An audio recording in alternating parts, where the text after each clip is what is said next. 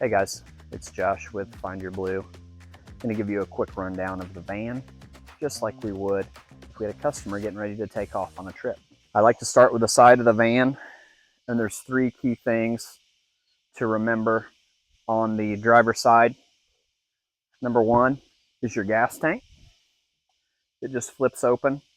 Driver door does have to be open.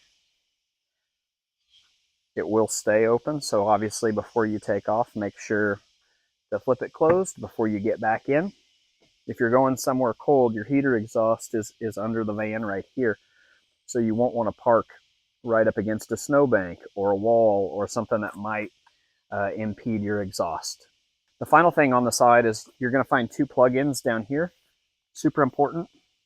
The first one is your shore power plug-in. This is where you're going to plug in at most campsites. If you're off-grid and you have auxiliary solar power, that's what this other second plug-in is for your solar panels. We've added this aluminous bike rack. We can add a couple sets of bars here. We can put a lock box on. We can put a couple sets of bike racks. It is on all the time. Important to think about when we're opening and closing our door. This door with the bike rack really should not move past the halfway point. There's a lock here so that the wind will not blow it open. Normally it wouldn't be a big deal. The door would swing open and catch on these magnets on either side, but with the aluminous rack on, it could hit and damage the van. So especially on this passenger side door, we want to make sure to lock it in the halfway point. It's also a great time to run through these window thermal covers that we've got. They are tucked in, so be careful not to pull, because if you pull it out, you basically need a little tool to get them back in. So pop your buttons at the top, roll them down. They are magnetic. And then you can zip them down in the evening for some privacy and some temperature control, because they will help keep it cool or keep it warm inside the van. These are from Gnarly Vans of the K. We've added a shoe rack. One thing that's easy to do when you're going on a trip and you've got sandals, water shoes, golf shoes, hiking boots, tennis shoes, is end up with shoes all over the van. So we tuck this in the back, hook it up top. Great place to keep all your extra shoes. Door on this side the same. I'm going to lock it. This one will unlock and swing open. I'm not going to go further because I don't want to get into the bush too much, but that one will open all the way up. 12 volt power, USB power here. We've got our power cord that hooks into the shore power that we already looked at. And then we have two different adapters. Many campsites will have like a normal 20 volt, a 30 volt, or a 50 volt plug-in. So we have basically the option for all three in the van if you need it. We have quite a few options that you can get with the van. Our next customer has the solo stove. We almost always send our little bamboo table, a rug, and a couple camp chairs. We do keep a first aid kit, a few extra bungees, and a few random tools in case you need it. Your spare tire is here, your jack is here. You shouldn't need that. If you're running through outdoorsy, you'll have a 24-hour roadside assistance, so they'll worry about that. I do always point out where they are.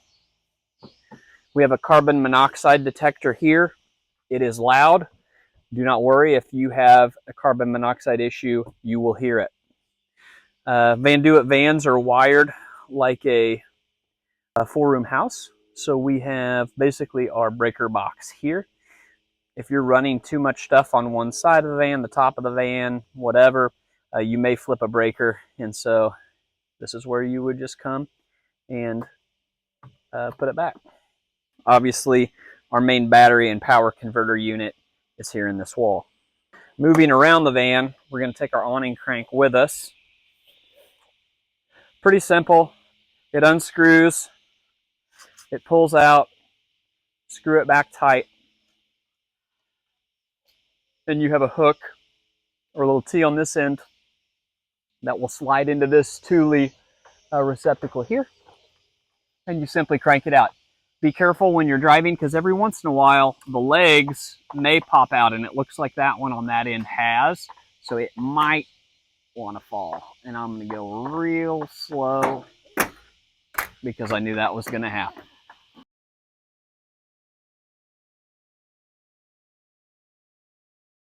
When you get it out where you want it, about there, this will actually will just come right out.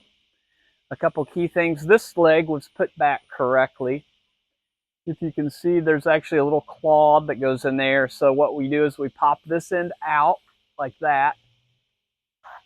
See how that slides out, and then that will unhook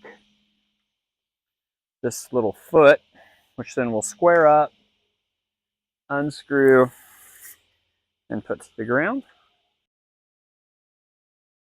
And now we're set up. To put it up, we basically do the opposite. Unscrew, slide up, tighten it. And now the key thing here is my foot that I was talking about. I want turned like this because it fits into this little clasp. So I go behind it and then just slide it in. And when it's there, then I can pop this end in, and now it'll stay, and I don't have to worry about it falling out. Get that in, and then pop it in over here. Now it's locked into place.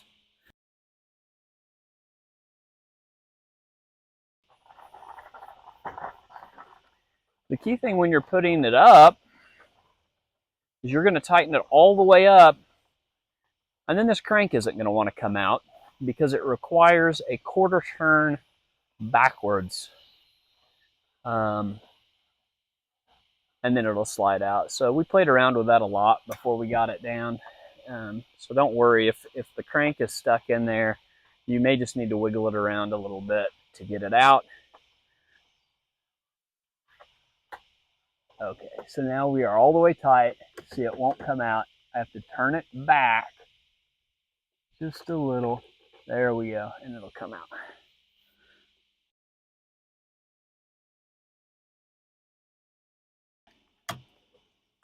Okay.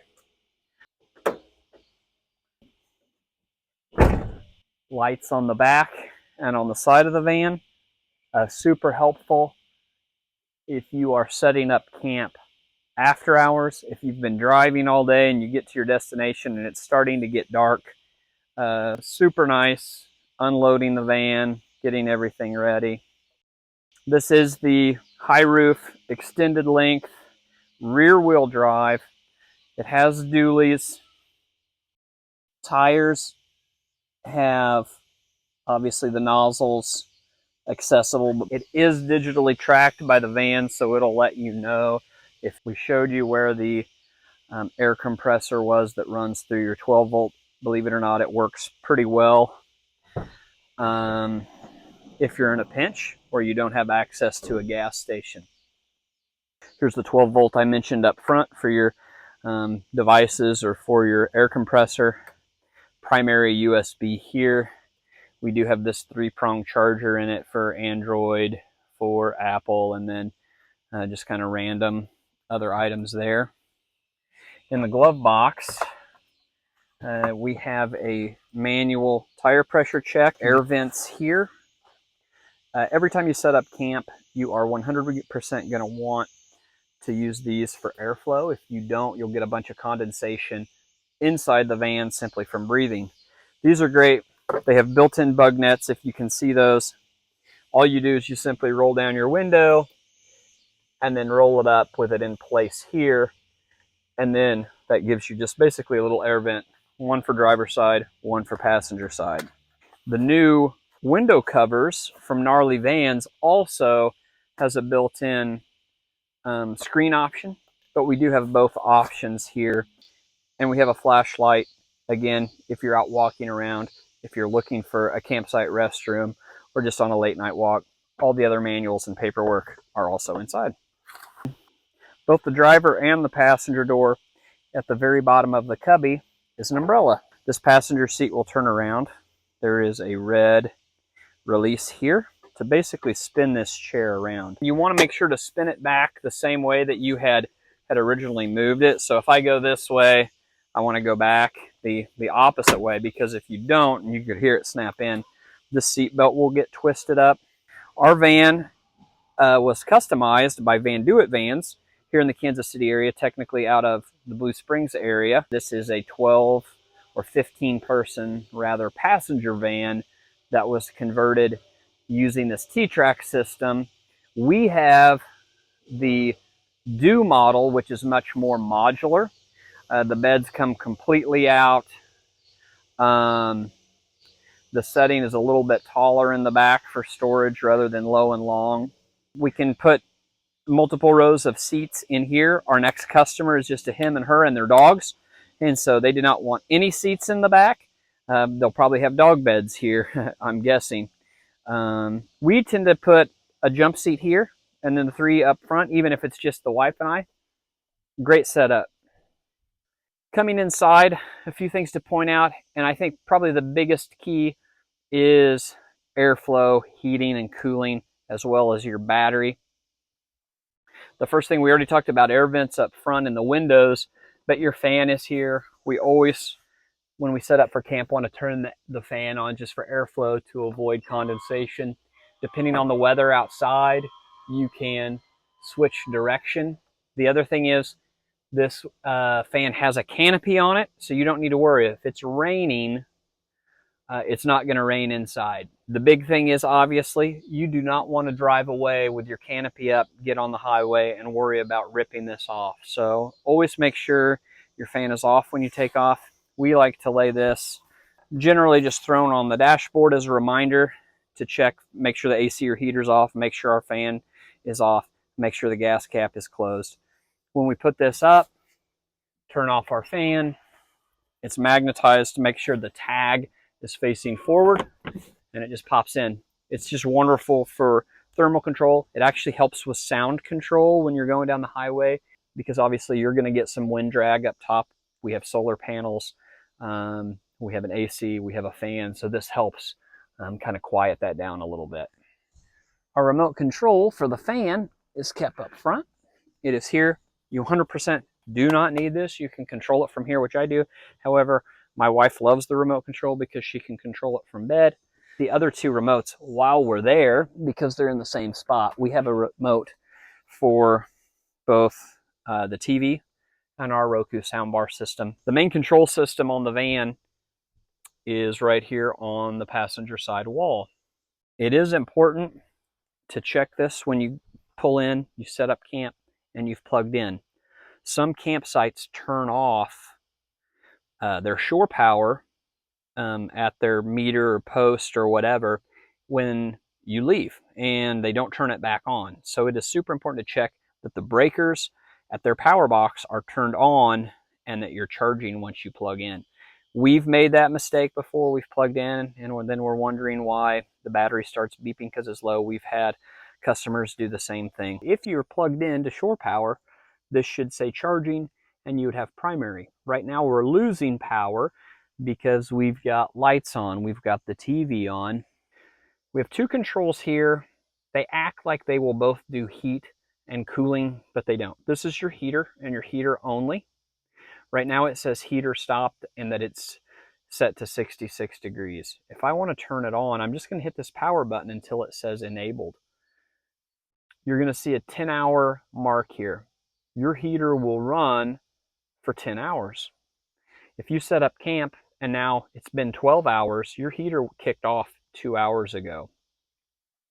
That can be important if you're camping somewhere when it's 20 or 30 degrees and then all of a sudden you wake up in the middle of the night freezing because you started your heater at 4 o'clock in the afternoon the day before and now it's 2 in the morning. So we always like to turn it off before bed and then turn it back on and it'll restart that timer. A key thing with the heater is the heater's actually built into the van right here. It brings air in through here and it exhausts through this vent right here. The heater will not work if I throw a towel here or clothes here. So it's important to keep this area clean and clear so that number one, the heater will work, and number two, you get good airflow from the heater. The heater does run on the gas from your van. Key thing though to remember is if you hit a quarter of a tank, thereabouts, we've had it sometimes stop at around a third, it will shut off as a safety mechanism to make sure that you have enough gas to get home or to get to the gas station. We recommend fueling right before bed or before you set up camp in the evening, because then you know you've got enough gas to last the day and then start the next day. That being said, it really, even in the coldest temperatures, we've camped at like 24, 25 degrees, it only uses about a gallon of gas a night under the coldest conditions.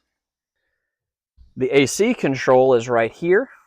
And if I hit it, it says it's off. I hit it again, it just says fan on high. We want it here where it says it's cooling and it's set to 67 degrees. You can hear it kick on. My vents are here. They're all the way around and in the middle. This is a very small AC unit. It does a wonderful job, especially if the van is already cool. If the van's been sitting in the hot sun all day, in the sun, it's going to take forever for the van to cool down. And a little bit of the same with the heat. But one trick to accelerate that to get it comfortable is simply to turn on the van itself and run the heater or the AC, whichever you want, at the same time you have the auxiliary heater and AC on, and it will actually cool off or heat up much, much quicker.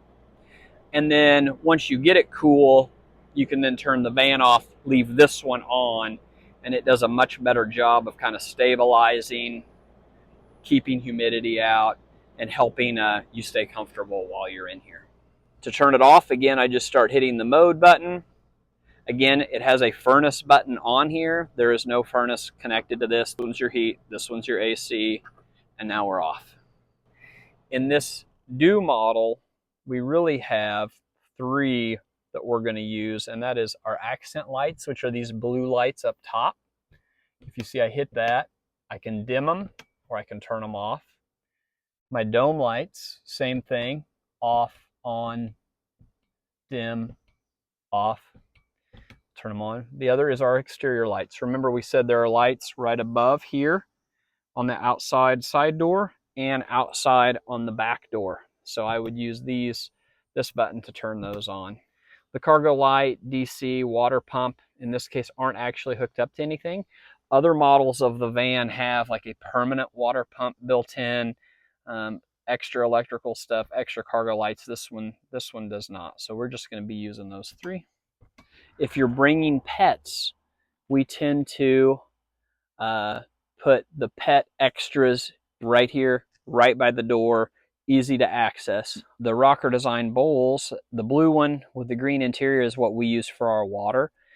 It does need room to sway and to swing because that keeps it from spilling. So as it literally rocks, you can have it filled up to the line on the inside and it will not spill any water. We also have Waggle in the van. If you're not familiar with Waggle, it is a heat and humidity sensor. In case you need to leave the doggos in the van for a while, obviously we recommend keeping the AC on. The AC runs off the big lithium battery that's in the back of the van. Under hot conditions, it will run for about 4 hours before the lithium battery, our big extra battery, dies. So if you're going to leave pets in the car for longer than that, we recommend making sure it's plugged in, that it's really comfortable outside. Along the back here, we always pack microfiber towels. These are just simply the best bang for the buck. We've tried a number of different towels.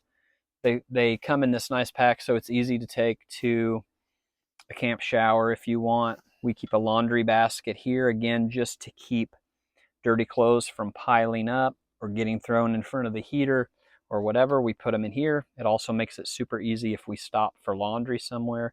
We've got this nice clothes bag. When it comes to packing, we use these packing cubes. They are amazing for a number of reasons, and the main one is, I think, these hooks. because as I'm moving around, I'm able to kind of hook my bag up anywhere and get what I'm looking for. The other thing I can do is if I know this is what I want to take with me to the shower house, I can just carry it with me. And then when I get in the shower house, I can hook it on the stall, right? Or if they have a hook in the shower, I can hook it on there. And I've got all of my bathroom stuff and change of clothes right here.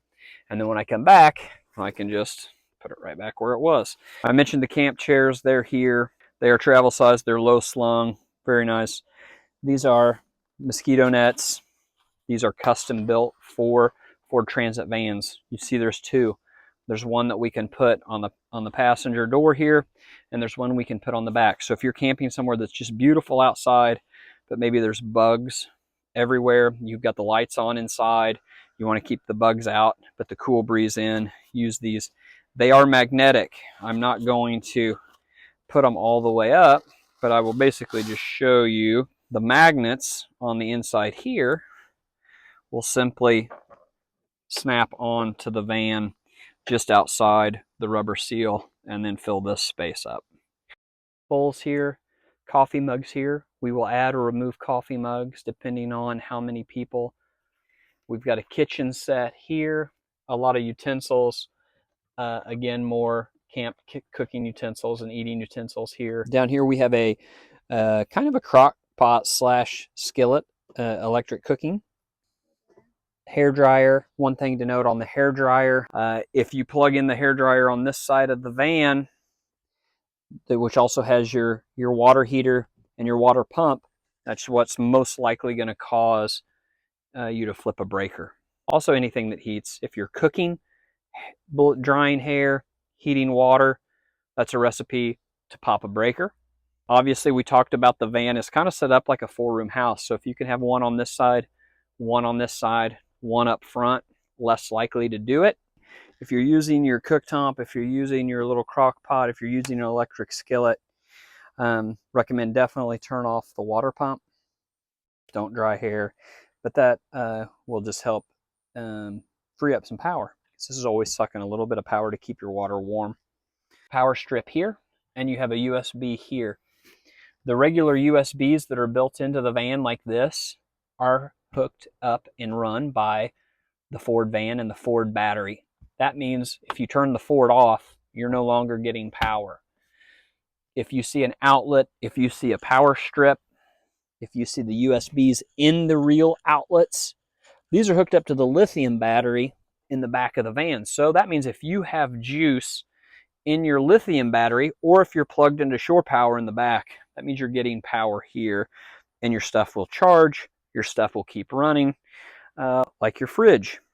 You've probably seen this big Dometic cube sitting here at my feet and wondering what it was. It looks like a giant cooler, but it is actually a refrigerator. I mentioned the water heater earlier, and the water pump and water heater are hooked into this.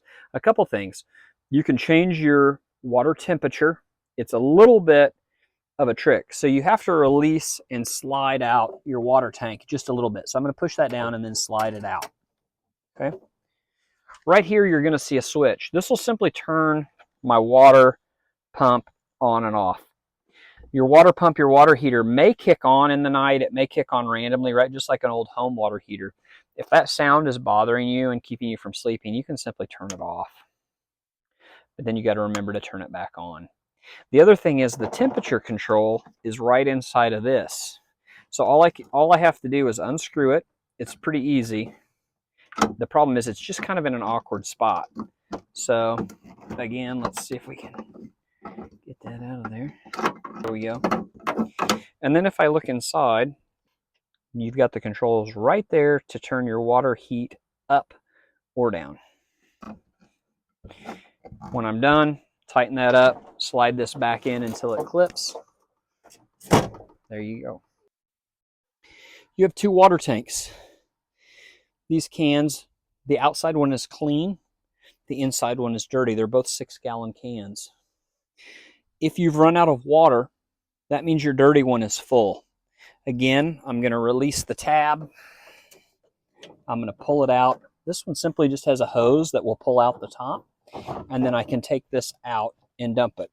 This is considered gray water. It doesn't have, you know, bathroom waste or something like that in it. So I can kind of dump this one in a lot more places than I could dump actual like sewage or something like that. So pretty easy to do. This one then I can just fill up at a hydrant or at a bathroom or at a water station and get that. This one, pretty simple. You can just unscrew the top. There is a clasp on the front. Let me see if I can slide this seat forward and I'll show you. There's simply just a little clasp that I can then undo, unscrew this, and take it out and fill it back up. It's full right now, so I'm going to leave it. The blue tab is critical. If you unscrew this, you don't actually need to worry about the blue tab. But technically, I could pull this blue tab and pop this out. However, this kind of clamps down on my hose. So if you do take this off, it is imperative you do not lose the blue tab that clips on there because it basically helps with your suction and your water control. So super, super critical. I find it easier just to leave the blue tab alone and unscrew it and take it out like that, and then just pull the can out and replace it rather than pop the blue tab off, pull the hose out. Water control here. Again, this runs and then drains into the one below. When you're traveling, sometimes we'll like to throw dirty dishes, the thing, your brush in, and then close the lid like that. And again, that just pops up, lift up, you're ready to roll. Also handy for a shower. This will come all the way outside. And see, I can come all the way over here and clean the dogs up if I need to. We mentioned the Roku and the TV earlier. Controls for it are here. The biggest thing is to make sure that you're hooked to the Wi-Fi. The Wi-Fi runs through a phone that is right here. It's on the Verizon network. I am going to click on my settings and then go to network and internet, and then go to hotspot and tethering. And then this top where it says Wi-Fi hotspot, click that. And then right here, turn it on. Now we're on. That's what you're going to want to use here. Anywhere Verizon has signal, it works so good. It is great, even down the highway. If you're on the interstate or if you're on the main roads, you will get enough signal in most spots to actually stream stuff on the TV for kids in the back, adult kids in the back, whatever. They can then watch whatever, Disney Plus, Netflix. We do have a few guest accounts for those set up, or you can log in with your personal ones. If you have the TV off and you're done and you just want it out of the way so you can move around or feel like you have a little more room, it simply just pushes up and snaps into place like that. And then again, push it up to release it. The TV remote, you don't actually need for the TV to do anything. However, if you want to watch like antenna TV or you hook something else up through one of the ports, you're going to use the input button here to switch between all of those. We do have an HD antenna here. We do find that a lot of the times if you're in a remote campground, you're not going to get anything, maybe one channel, but sometimes it's worth a check. A few van specific things in van controls. Again, we've got another panel here. These knobs are your rear AC and heat controls. Super important to note, AC runs through these top vents. Sometimes people have put them on and been like, oh, I don't feel any AC coming out of my lower vents. That's because the AC literally doesn't go there. Same thing, if I turn on the heat, the heating vents are actually under the floor. They are there, they're going to radiate up. You're not going to get any heat out of these because these are AC vents. So again, rear heat and AC controls here, AC vents up high, heat vents are built into the floor. The van has GPS built in, but it does not have navigation. So you will need to use your Android or your Apple CarPlay. It will work through that center USB plug. There is an additional 12 volt and USB charger above the driver's station there. The lights are ideally set to auto, which is the far right. The van does have lane assist, which is on the end of, yep, that you do have voice and cruise control and radio controls on the steering wheel. It is an automatic. As I mentioned earlier, it is a rear-wheel drive. This sucker drives great. However, remember, you are 10 foot tall and at least 22 feet long, sometimes longer if you have bikes or storage containers strapped on the back. So very important to remember, no drive-throughs. Be careful with some tunnels. Be careful with some bridges. Parking garages are a big one. Nearly every single parking garage is way too small for you to park in. So if you're going somewhere with a parking garage, you're probably going to have to plan on parking on a street or open air parking, or taking a shuttle or something like that there versus parking in the garage. We have window covers for both the driver, passenger, and front window. Now, normally when you start a trip, we have them stored in the back here where they're out of the way. You can't even see them right now. They're here behind this ice scraper. I'm going to grab one of them, whichever one it is we're going to use. Once I get it out, oh, I might have a bunch here. No, it looks like the big one. Once I get it out, I don't like to keep it there because it's kind of awkward, as you can see, getting in and out of there. So when I pull it out, normally during the day, I will actually store it under the mattress. And then at night, when we set up camp, I'll get it out.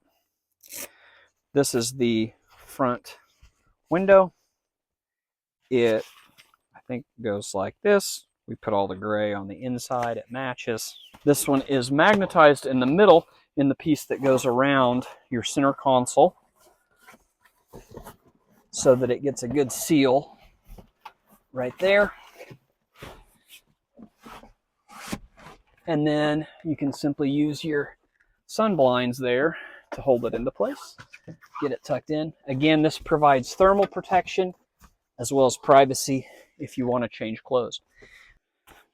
This one is the passenger window.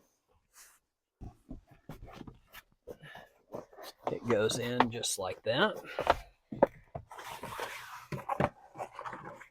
Again, we mentioned the screen for your airflow. The top of this, you can see this seam. It will fold down so that you can now roll the window down and kind of have a bug-proof airflow right there in the evening. Driver's side window works exactly the same. It does have magnets built in on the edge. If you see there, it'll stick. So super nice. If you have a problem with especially the window covers in the back, we leave them up now except for these front three all the time. But every once in a while, if you're zipping or unzipping or just have a magnet not working very well, you may need to pop that window cover in better.